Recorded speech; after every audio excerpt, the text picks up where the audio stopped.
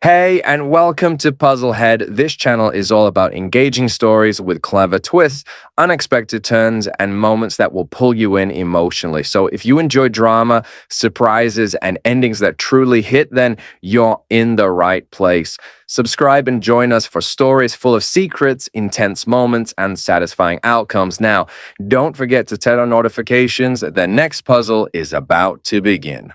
The notification pinged on my phone just as I crossed the main state line, and for a split second I thought it might be something normal. Something like, "Welcome home, honey," or "The kids can't wait to see you." 8 months of deployment will make you hope for stupid things like that. Instead, I got, "Don't bother coming, the locks are changed, the kids don't want you, it's over."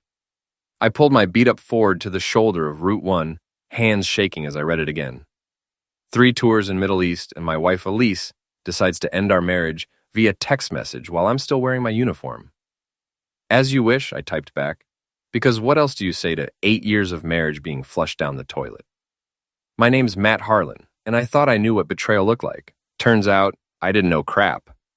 The drive to our house in Millbrook took another 40 minutes, giving me plenty of time to think. Elise worked at Consolidated Insurance downtown, managing claims and making decent money. We'd bought the house on Elm Street 5 years ago when Max was 5 and Lila was 2. White picket fence, 2-car garage, the whole American dream package. Now, apparently, it was her American dream, not ours. I parked 3 houses down behind Mrs. Gage's ancient Buick. The old woman had lived next door for 30 years and knew everything that happened on our block. If anyone could tell me what the heck was going on, it would be her. But first, I needed to see for myself. 2 cars sat in my driveway. Elise's red Honda Civic, which I expected, and a silver Audi A4 that cost more than I made in 6 months. The license plate read, Flip P R1. Subtle, I muttered. I crept around the side of the house, staying low beneath the kitchen window. The curtains were drawn, but there was a gap wide enough to peer through. What I saw made my stomach drop to my boots. Elise sat on our couch, wearing a black dress I'd never seen before. Across from her, a guy in an expensive suit held a wine glass, gesturing animatedly. He was tall, probably 6'2", with the kind of perfect hair that required professional maintenance. His jacket hung on the back of my recliner. They were laughing. Actually laughing like this was the best night of their lives. 8 months fighting insurgents, I whispered to myself. And here I am, outflanked by a guy with better hair. I watched for another minute, taking mental notes. The wine bottle was expensive, something French I couldn't pronounce. There were 2 empty bottles on the coffee table. They'd been at this for a while. When Elise leaned over and kissed him, I turned away. I'd seen enough death and destruction overseas to last a lifetime. But somehow, watching my wife with another man in our living room felt worse than dodging mortars in Kandahar. Walking back to my truck, I pulled out my phone and dialed my lawyer's number. Tom Brennan had handled our house purchase and drawn up my will before deployment. He was a good guy, former Marine himself.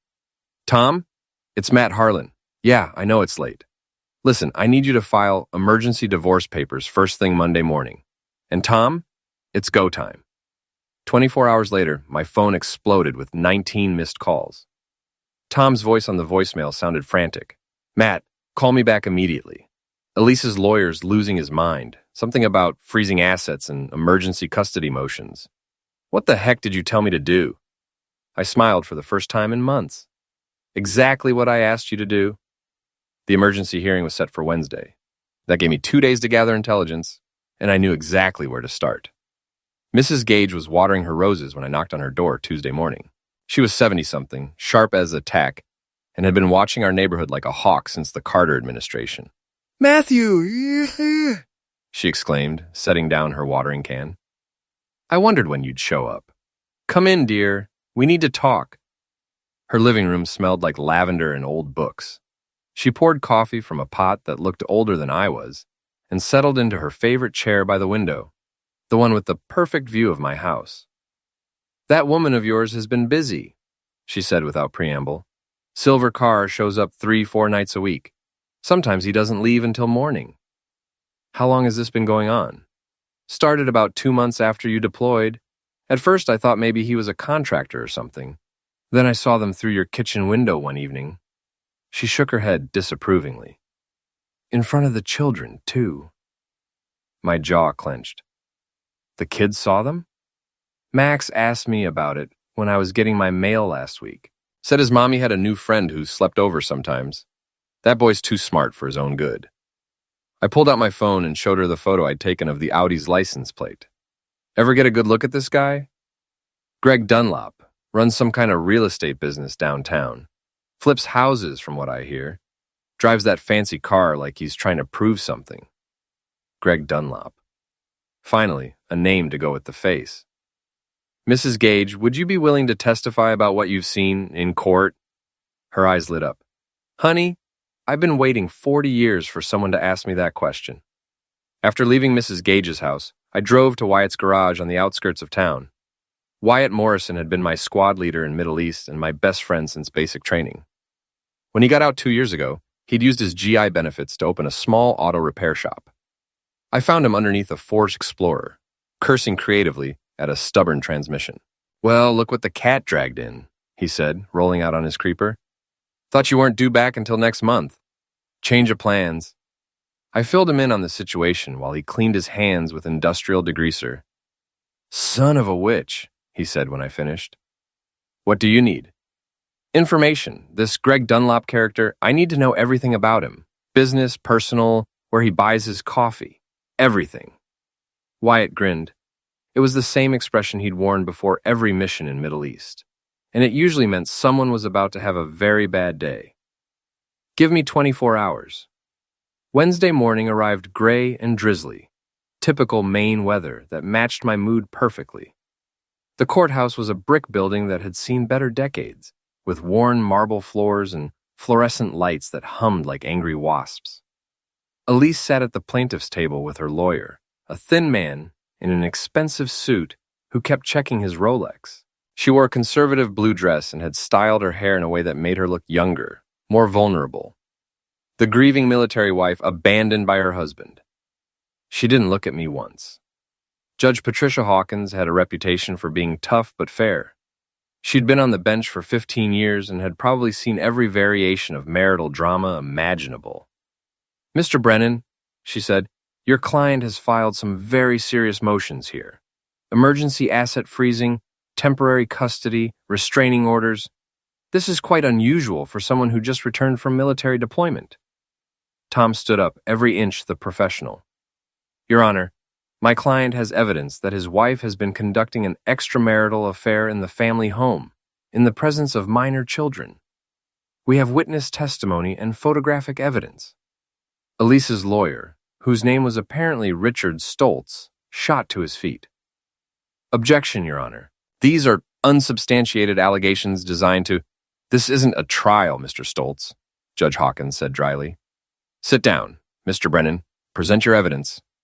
The next hour was a masterclass in legal warfare.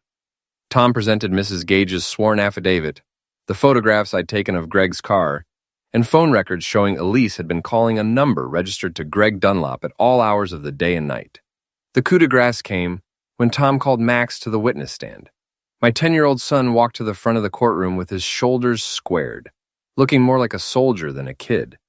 Judge Hawkins spoke to him gently, explaining that he just needed to tell the truth about what he'd seen at home. Mommy's friend Greg sleeps over sometimes, Max said in a clear voice. He makes breakfast in the morning and sits in Daddy's chair. Mommy said not to tell anyone, but Miss Gage said lying is wrong. When Max looked at me from the witness stand, his eyes were bright with unshed tears. Is Daddy coming home soon? Yes, buddy, I said, my voice rough. Daddy's home now. Judge Hawkins awarded me temporary custody, froze all joint assets pending investigation, and ordered Elise to move out of the family home within 72 hours. As we left the courthouse, Elise finally looked at me. Her face was pale, her carefully applied makeup streaked with tears. This isn't over, Matt, she said. No, I agreed. It's not. Wyatt was waiting for me at Murphy's Tavern that evening, a manila folder on the table between 2 bottles of Budweiser.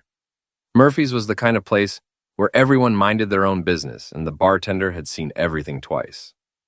Your boy Greg's got some interesting history, Wyatt said, sliding the folder across the table. The file contained printouts from various public records databases, court documents, and what looked like social media screenshots. Greg Dunlop was 38 years old, divorced twice, and had been arrested 3 years ago for assault during a bar fight in Portland. The charges were dropped, but there was a restraining order filed by his second ex-wife claiming he'd threatened her and her new boyfriend. Gets better, Wyatt said. His business partner is a guy named Marcus Webb. They flip houses together, but according to the Better Business Bureau, they've had 17 complaints in the past 2 years. Shoddy work, missed deadlines, one lawsuit for using substandard materials. I studied a photo of Greg taken outside a downtown restaurant, his arm around a woman who wasn't Elise. The timestamp showed it was from 3 weeks ago. Think he's cheating on my wife while he's cheating with my wife? Wouldn't surprise me. Guys like this, they collect women like trophies. Your wife's probably not the only one. Thursday morning, I decided to have a conversation with Greg. I knew from Mrs. Gage's intelligence that he usually picked up coffee at the Starbucks near Elise's office around 8:30. Sure enough, the silver Audi was parked outside when I arrived. Greg was easy to spot. Tall, tan, wearing a suit that probably cost more than my monthly mortgage payment. He was talking on his phone, gesturing with his free hand like he was conducting an orchestra. I waited until he hung up and approached his car. Greg Dunlop? He turned, sizing me up with the kind of look rich guys give to people they consider beneath them. Yeah, do I know you? Matt Harlan, Elise's husband. The color drained from his face, but to his credit, he didn't run. Look, man, I don't want any trouble. Neither do I, but we need to talk. There's nothing to talk about. Whatever's between you and Elise involves you since you're sleeping in my bed. I kept my voice calm, conversational. Nice car, by the way. Looks like it's leaking something. Greg glanced down at his front tire, where a small puddle of dark fluid had formed. While he was distracted, I moved closer. Army training, I said, smearing axle grease from my fingers onto his pristine suit jacket. Makes you notice details. What the heck? He lunged toward me, and I stepped aside, letting him stumble into his car door. The impact caught his hand between the door and frame with a satisfying crunch. Sorry about your manicure, I said, walking away. Behind me, Greg was cursing and examining his bruised fingers. The grease stain on his jacket looked like a Rorschach test. This isn't over, he shouted. No. I called back. It's not. Friday brought the custody hearing. This time, both kids were present, sitting in the front row with Mrs. Gage.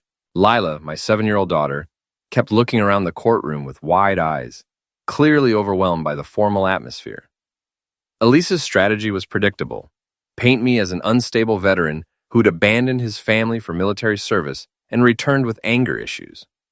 Her lawyer presented a psychological evaluation from a doctor I'd never met, claiming I showed signs of PTSD and potential violence. Your Honor, Stoltz said, Sergeant Harlan has been overseas for 8 months, engaged in combat operations. While we respect his service, the children need stability, not a father who may be dealing with unresolved trauma. It was a smart play, and it might have worked if not for what happened next. Judge Hawkins called both children to her chambers for a private conversation. When they returned 15 minutes later, Max was holding Lila's hand, and both were crying.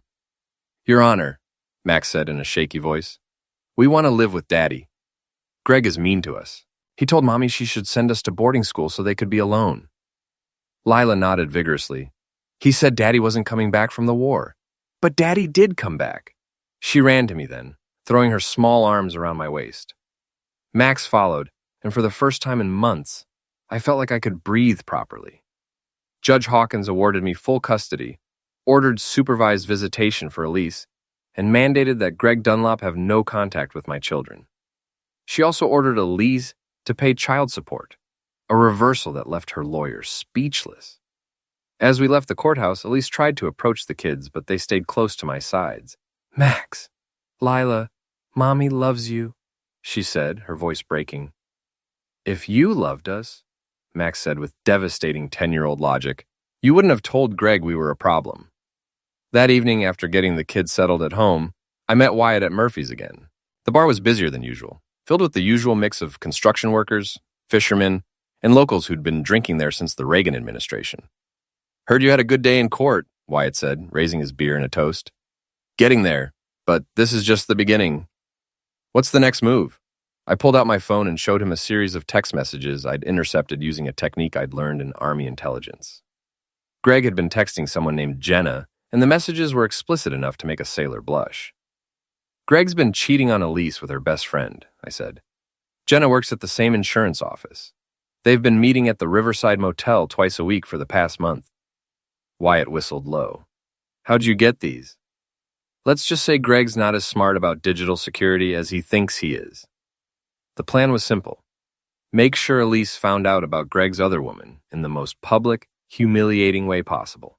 I printed out the text messages and photos, put them in a manila envelope, and had them delivered to Elise's office during the Monday morning staff meeting. According to my source at the insurance company, a claims adjuster named Pete, who owed me a favor from high school, Elise opened the envelope in front of 12 coworkers, including Jenna. The screaming match that followed could be heard 3 floors down. By Tuesday, half the town knew that Elise Harlan had discovered her boyfriend was cheating on her with her best friend. The story spread through Millbrook's gossip network like wildfire. Wednesday evening, I was at home helping Max with his math homework when Mrs. Gage knocked on the door. You might want to see this, she said, handing me her phone.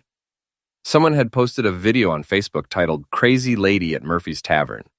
The shaky footage showed Elise confronting Greg at the bar, throwing a drink in his face and screaming about betrayal and lies. Greg tried to calm her down, but she was beyond reason, calling him every name in the book while a room full of locals watched in stunned silence.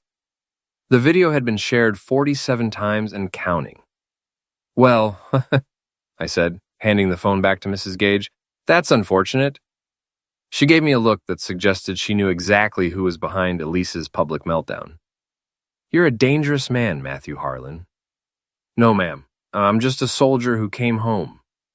Thursday morning brought news that Greg's business was in trouble. According to Wyatt's sources, Marcus Webb had discovered that Greg had been using company funds to finance his lifestyle, including the expensive dinners and hotel rooms he'd been using to impress various women around town. Marcus filed a lawsuit yesterday, Wyatt reported over coffee at the garage. Breach of fiduciary duty, misappropriation of funds, the whole 9 yards. Word is Greg's going to lose everything. Couldn't happen to a nicer guy. But Greg wasn't going down without a fight. That afternoon, he showed up at my house while I was in the backyard with the kids. Max and Lila were on their swing set, laughing and playing like normal children for the first time in months. We need to talk, Greg said, his voice tight with barely controlled anger. I walked over to the fence that separated my yard from the driveway, putting myself between him and my children. Kids, go inside and start on your homework. They obeyed without argument, sensing the tension in the air. You think you're pretty smart, Greg said once we were alone, destroying my relationship with Elise, turning her coworkers against her, ruining my business. I didn't do anything, I said mildly.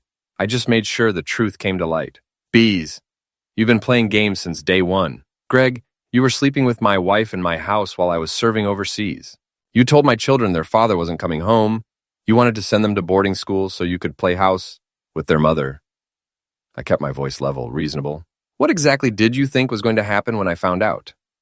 His face flushed red. You don't understand. Elise and I were in love. She was going to divorce you anyway. Then why didn't she? The question hung in the air between us. We both knew the answer.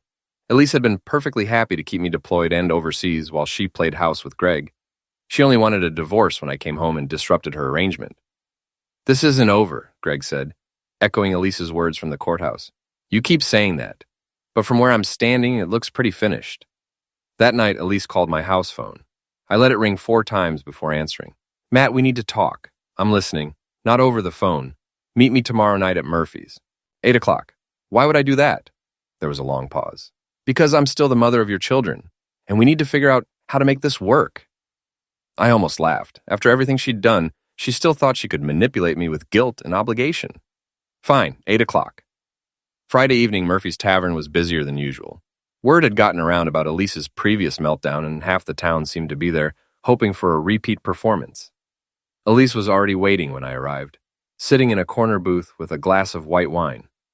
She'd dressed carefully, a black sweater that showed just enough cleavage to be distracting, her hair styled the way I used to like it. Thank you for coming, she said as I sat down. What do you want, Elise? I want to apologize. What I did was wrong, and I know that. But we have 2 children together, Matt. We need to find a way to co-parent without all this hostility. It was a good speech, probably rehearsed.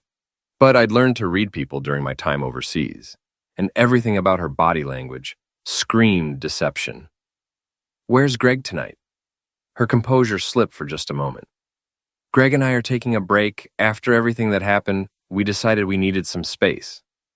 "You mean after you found out he was screwing Jenna behind your back?" "That's not—" She stopped, realizing denial was pointless. "Fine, yes, I found out about Jenna. But that doesn't change the fact that you and I need to work together for the kids' sake. The kids are fine. They're happier now than they've been in months. They need their mother. They have supervised visitation with their mother twice a week. That's more than you deserve." Elise's mask finally slipped completely. "You bastard. You think you've won, don't you?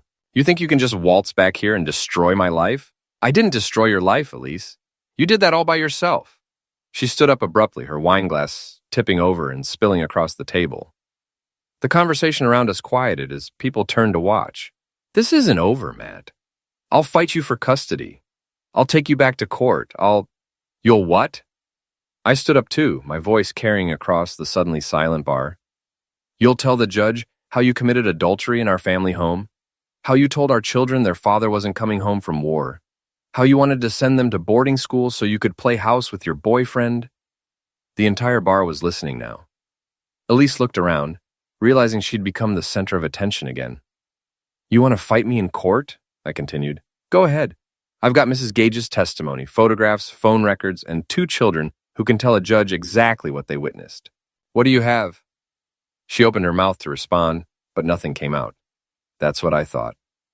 I walked out of Murphy's Tavern, leaving Elise standing alone in a puddle of spilled wine while half of Millbrook watched.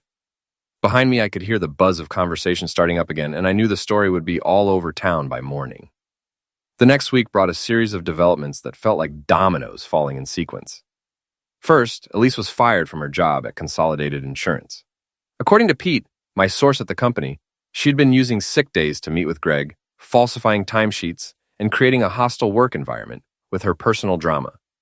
Then, Marcus Webb's lawsuit against Greg went public, with details that made the local newspaper's business section.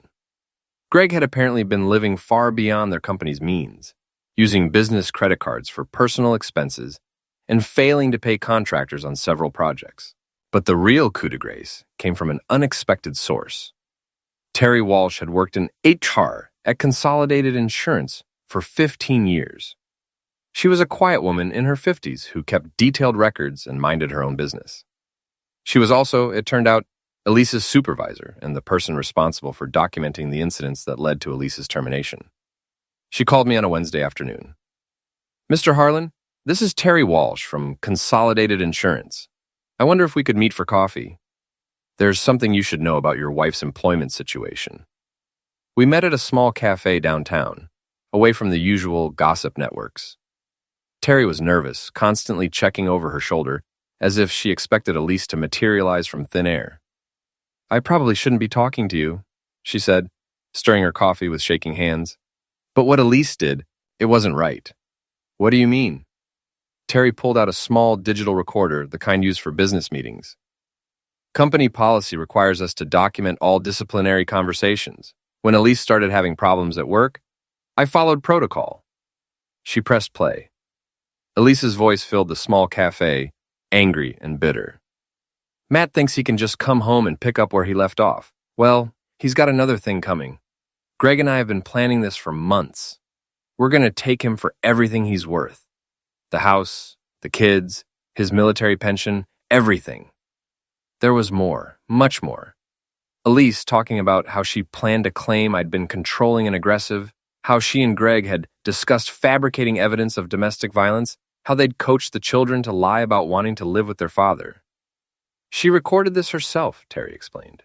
She was so angry after one of our meetings that she called Greg and left it all on his voicemail. But she accidentally called the office number instead of his cell phone. The whole thing went to our general voicemail system. I stared at the recorder in disbelief.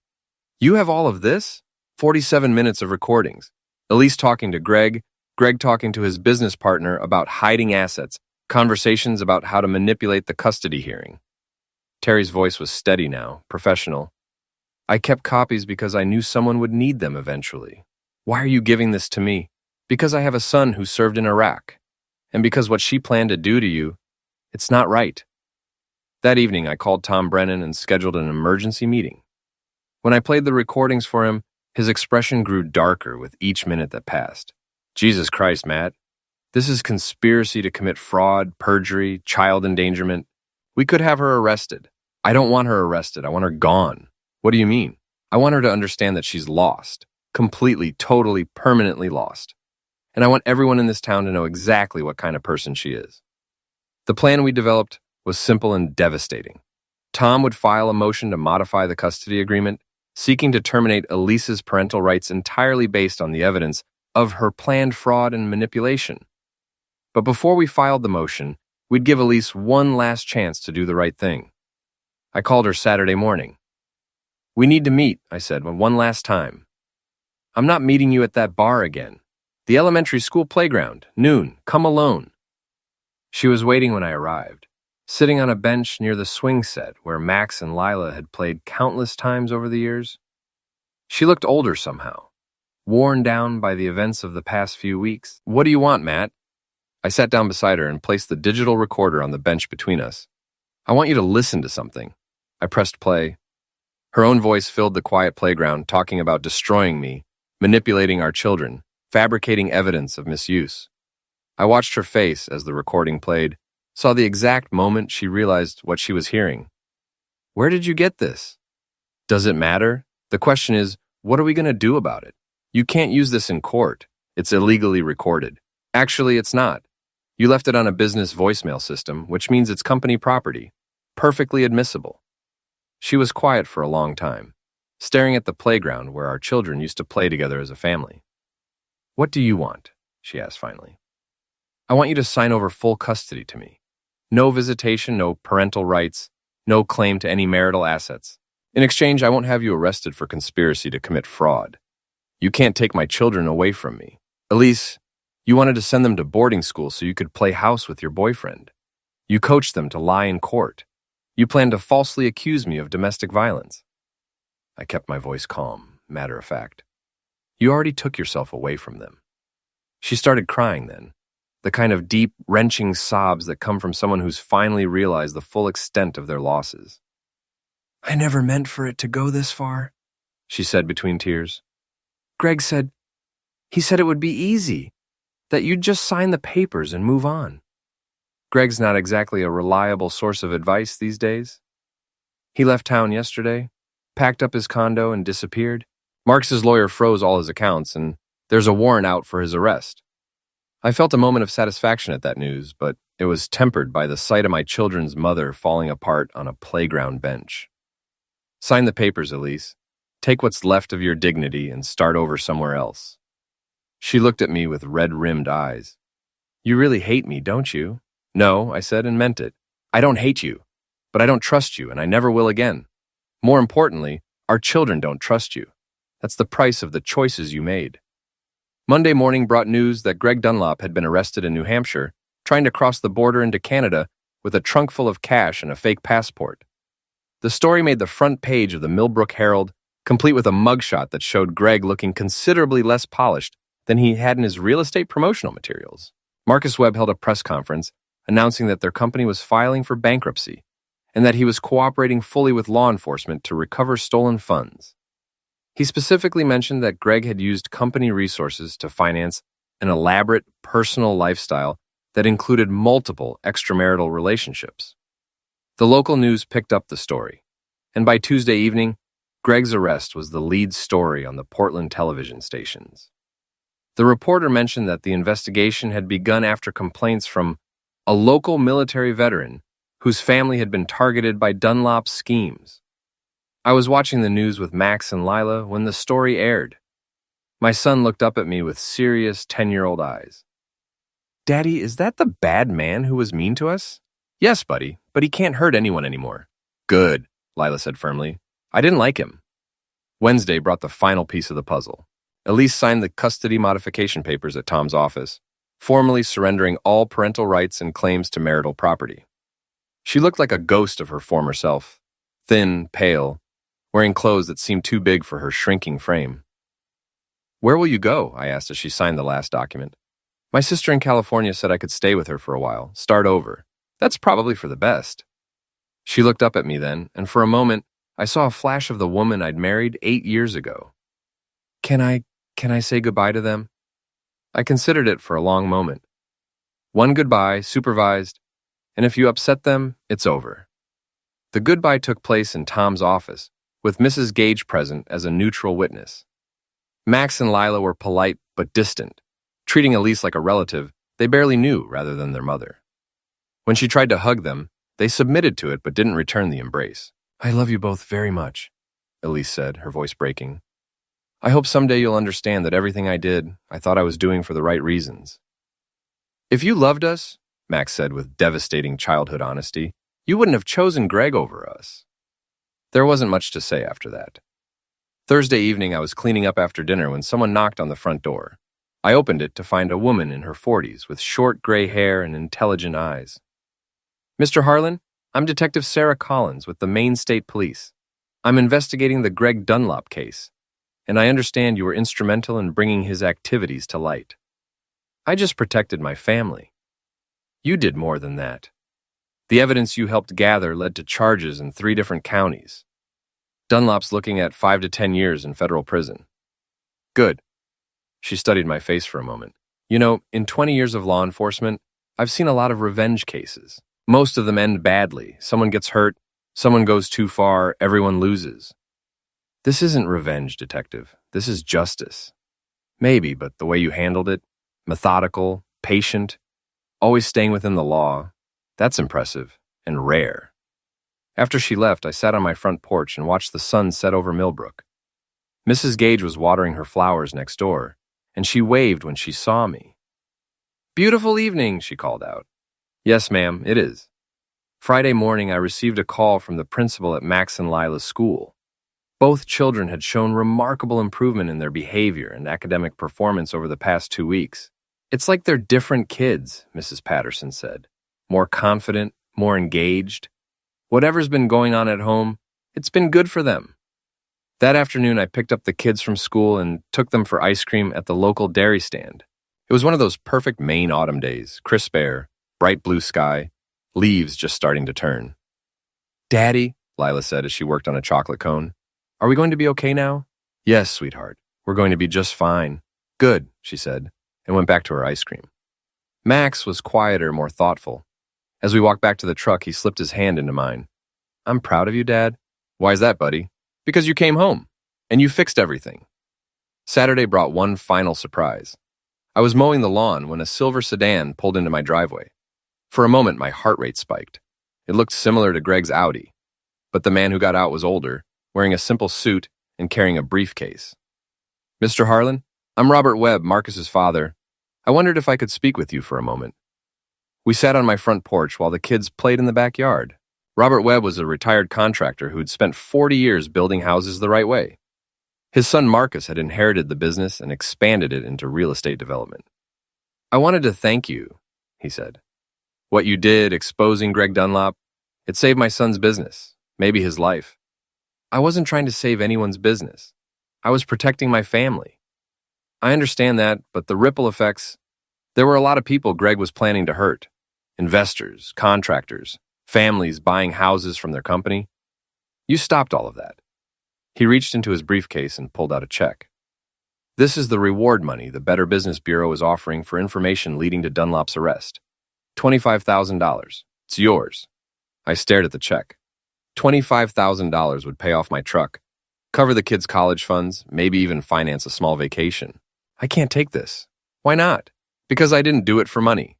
Robert Webb smiled. "That's exactly why you deserve it." Sunday evening, after the kids were in bed, I sat in my living room and thought about everything that had happened. 3 weeks ago, I'd been a deployed soldier with a family. Now I was a single father with full custody of 2 children who were finally happy and secure. Elise was gone, starting over in California with whatever dignity she had left. Greg was in federal prison, facing years behind bars for fraud and conspiracy. Their friends and enablers had scattered like leaves in the wind, distancing themselves from the scandal. And I was home, really home, for the first time in years. My phone buzzed with a text message from an unknown number.